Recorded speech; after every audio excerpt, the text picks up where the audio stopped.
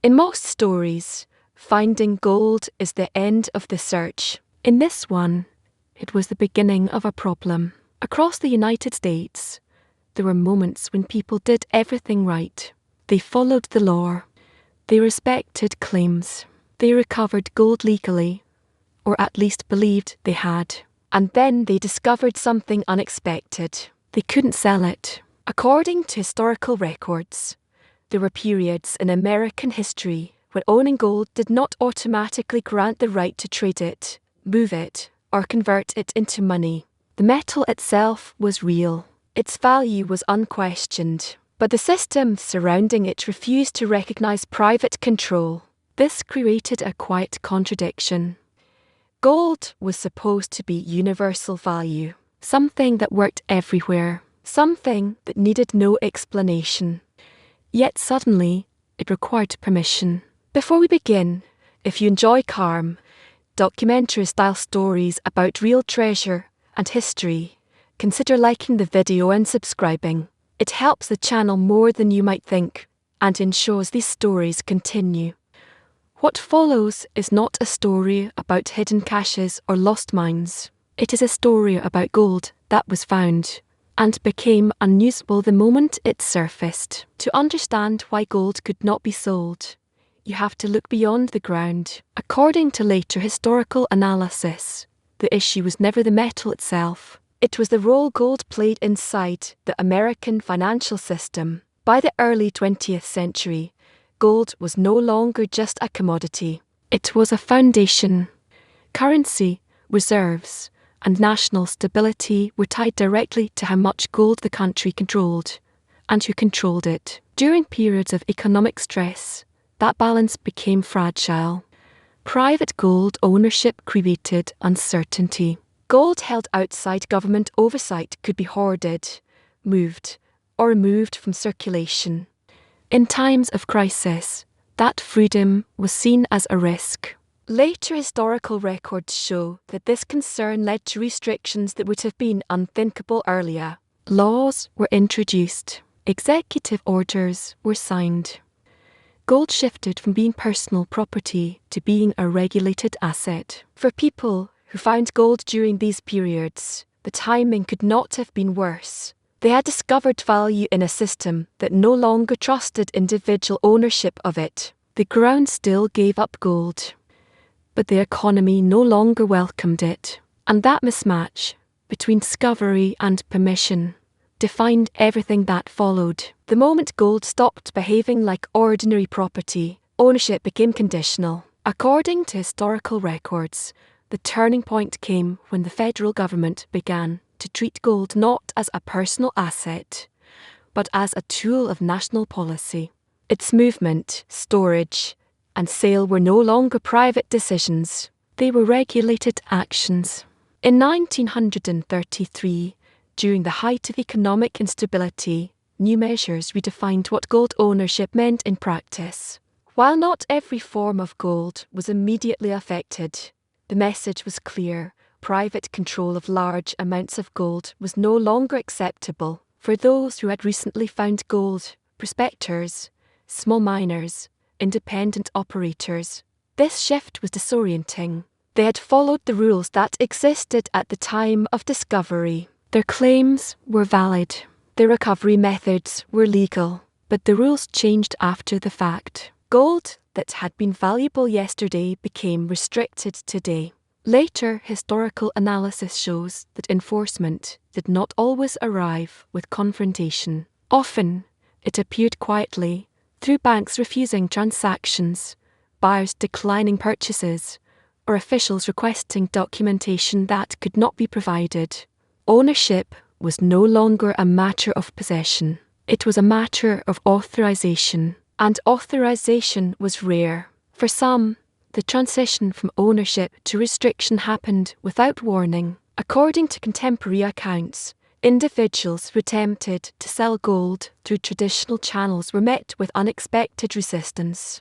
Transactions were delayed, questioned, or rejected outright. The gold itself was not fake. Its origin was known. Its purity could be verified.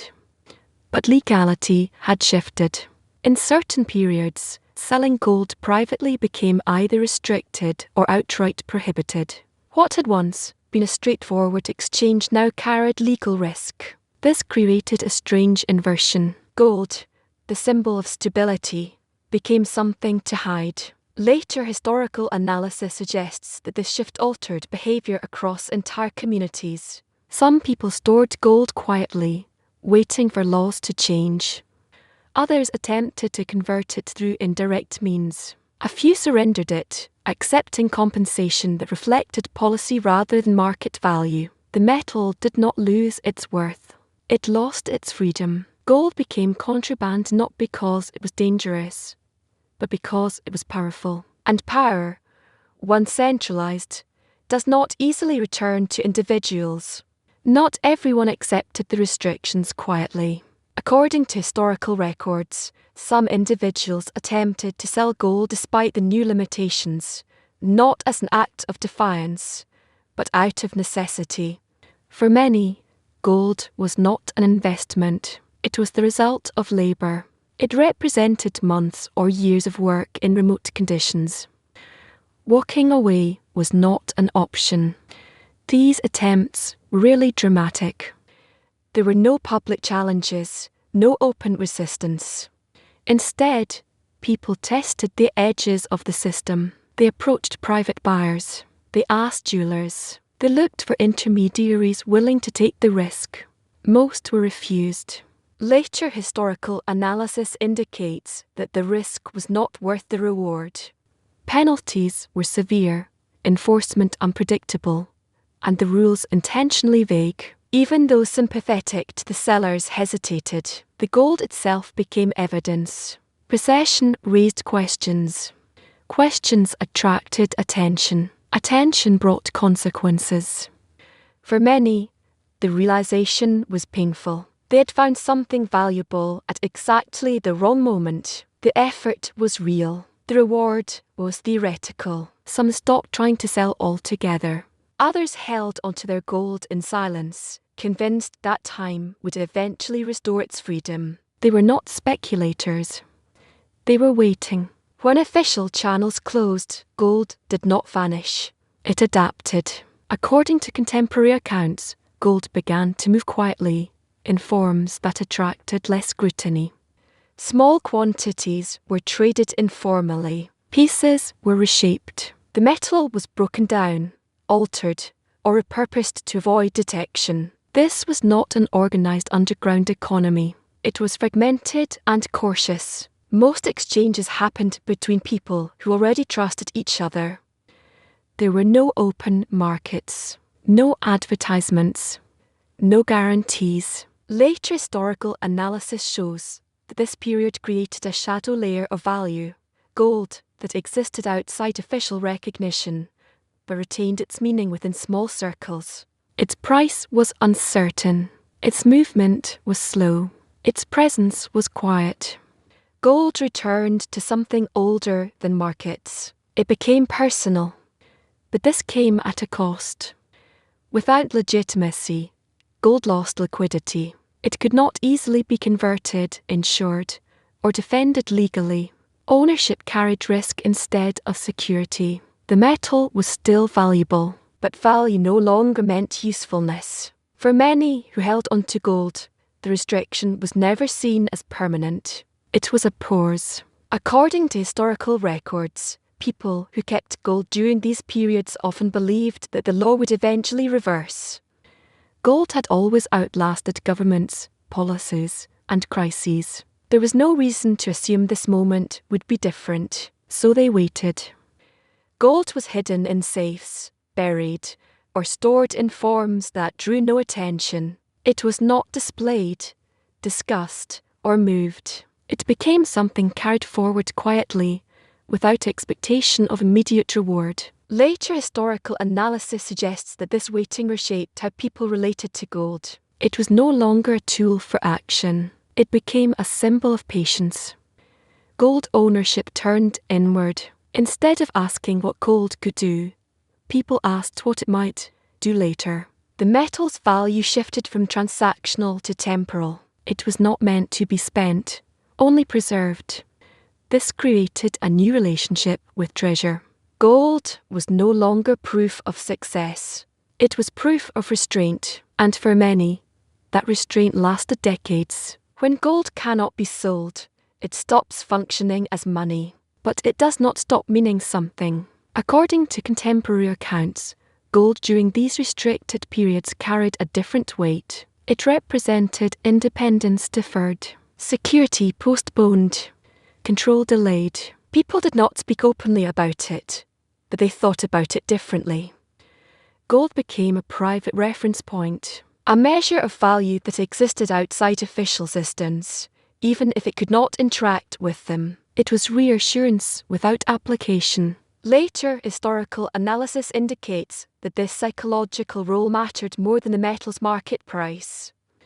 Gold provided continuity in a moment when economic rules were shifting rapidly. It reminded people that value did not disappear simply because it was ignored. At the same time, this created tension. Owning something valuable that you cannot use forces a choice. Either you trust the system to change, or you accept that value can exist without purpose. For many, gold became both. It was hope and limitation held in the same object.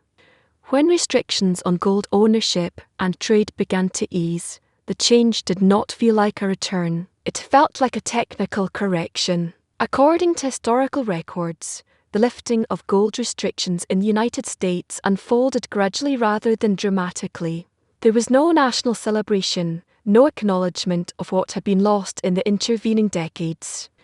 Gold was simply allowed back into legal circulation. By the time this happened, the world around it had changed. Currency no longer depended on gold in the way it once had. Financial systems had adapted to operate without individuals holding metal as a foundation of value. Gold returned as a commodity, not as a pillar. For those who had waited, the moment was subdued. They could sell their gold again. They could move it legally. They could treat it as property. But the conditions were different. Markets were larger, faster, and more abstract. Gold's role was no longer personal. It was priced, traded, and regulated within systems that dwarfed individual ownership.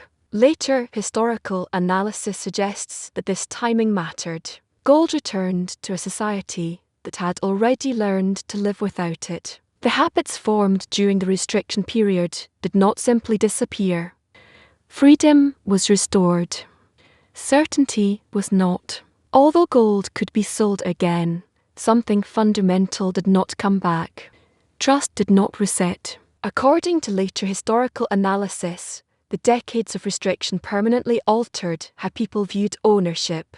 Gold was no longer assumed to be outside the system. It was clearly inside it, subject to rules, oversight, and sudden change. This realization lingered.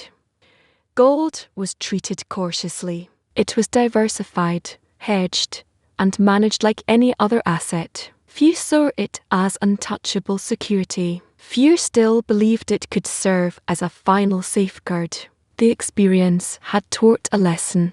If gold could be restricted once, it could be restricted again. This awareness changed behavior quietly. People no longer relied on possession alone. They relied on access, legality, and compliance. Gold did not lose value. It lost innocence. It was no longer the ultimate fallback. It was simply another instrument, powerful, but conditional. And that understanding reshaped the meaning of ownership long after the laws themselves had changed. Gold is often described as timeless, but this story shows that its power depends on permission. For those who found gold during periods when it could not be sold, the metal revealed a hard truth. Value does not exist in isolation. It exists inside systems that decide when, how, and for whom it can be used. The gold was real. The effort was real. The limitation was real. Nothing about the discovery was a mistake. What failed was the assumption that ownership meant control. According to historical records and later analysis, this was not an accident of history. It was a deliberate choice made in moments when stability mattered more than individual freedom. Gold was restricted not because it lost value, but because it held too much of it. When the restrictions ended, the metal returned to the market. But the certainty never did. People learned that even the most solid form of wealth could be paused, redirected, or redefined. Gold could exist without functioning. It could be owned without being useful. That lesson stayed. Today, gold is traded, stored, and discussed freely.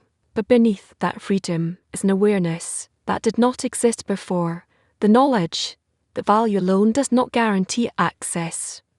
Gold did not change. The meaning of owning it did. And that leaves a final question. If something can be found, verified, and held, yet still be unusable, what does ownership really protect?